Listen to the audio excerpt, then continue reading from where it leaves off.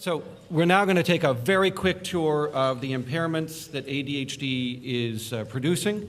And then at the end of that, I will talk specifically about recommendations that we often convey to adults and their families on how one might try to address these difficulties. I can't guarantee that you'll be able to address all of them, but here are the things, at least in the States anyway, that people are implementing in order to help adults with ADHD. By the way, I should have showed you this earlier.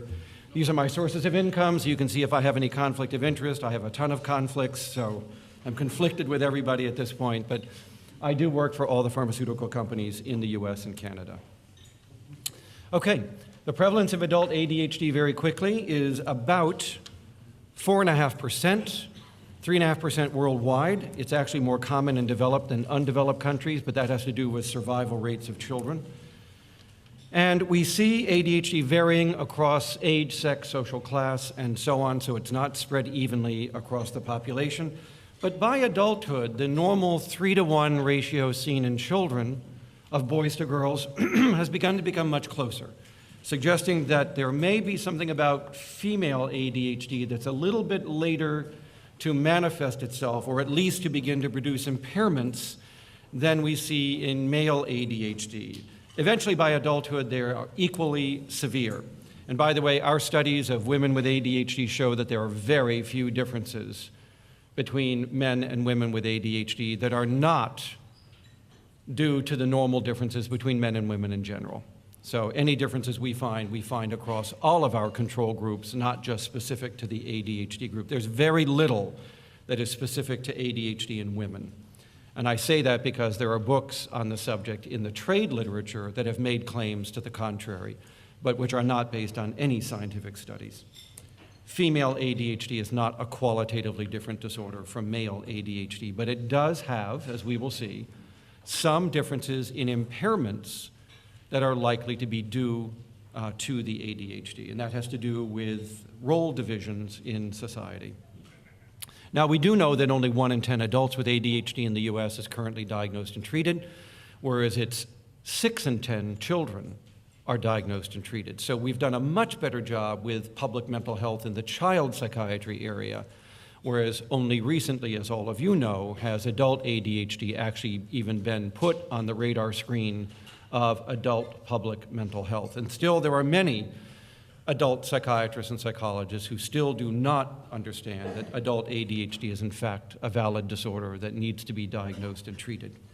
Now, over the next hour, I'm going to show you a variety of impairments as they stack up in adult ADHD, and we're going to look at each of these specifically, and then we're going to talk about how best that these might be managed. I don't know why that middle one hasn't come in yet. There it is. Ah, it was in order to be salacious, that's why.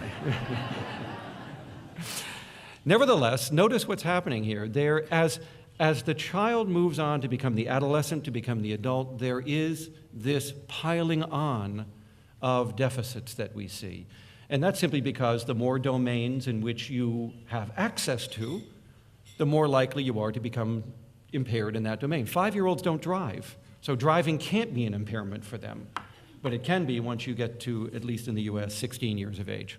Now, I'm going to be sharing with you the results of my own research, specifically a very large study, one of the largest ever done to date, on adults with ADHD. This was published last year in my textbook on adult ADHD that you see here. Kevin Murphy was my colleague on this study, and it took us 7 years to do this study because this is a very thorough, in fact, it is the most thorough evaluation of impairments related to adult ADHD ever published.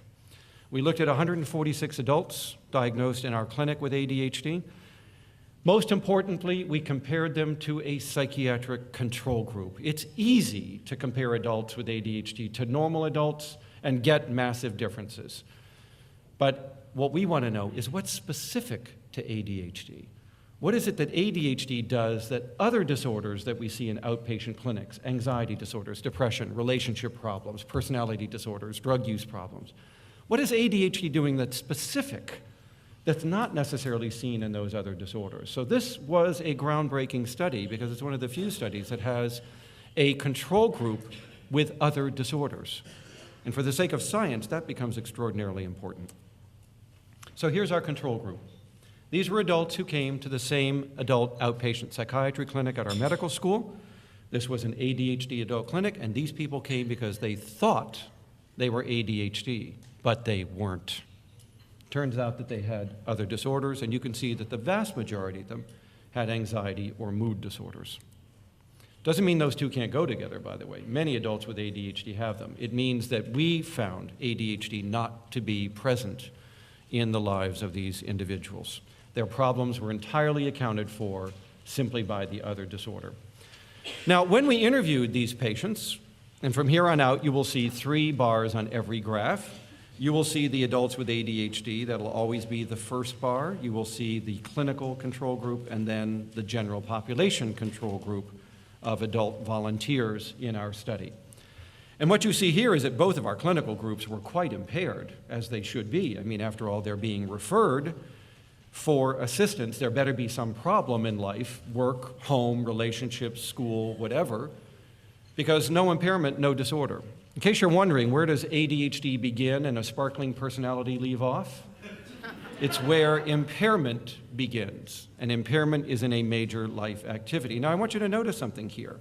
Although there's a couple of areas where these two groups are close, in most of these areas, adult ADHD is a more impairing disorder. Now, this is based on self-report. We also interviewed them and others who knew them well about their childhood years, and the differences become even more startling here, because you can see that even as children, these people are self-reporting much greater impairment across these various life activities than is the case for other psychiatric disorders. What you're going to see is the same pattern in every slide, which is going to allow us to conclude that ADHD is one of the most impairing adult outpatient disorders seen in mental health clinics today.